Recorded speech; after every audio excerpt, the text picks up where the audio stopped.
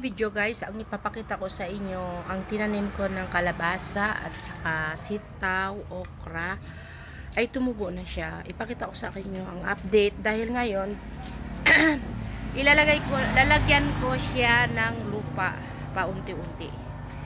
Tingnan nyo guys. So ito guys ay kalabasa. Yan ang kalabasa guys. Yan.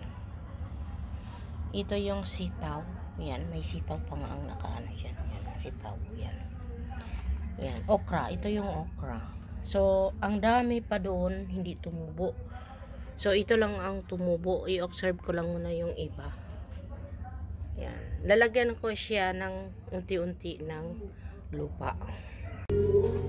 Yan guys, dinadagdagan ko siya kasi bale, umano na siya guys.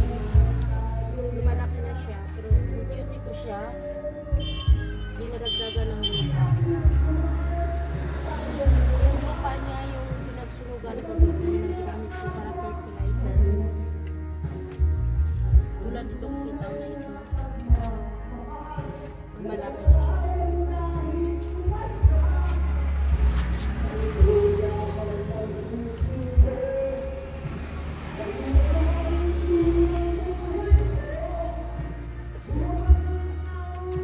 Yan, mataas na siya guys. Yung iba mataas, yung iba hindi pa. Tumutubo. Tulad dito oh.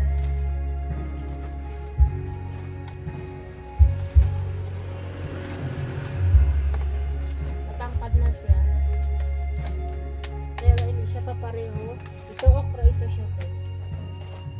Yung okra, madali lang siya pagbubuhin. Ito picha main na.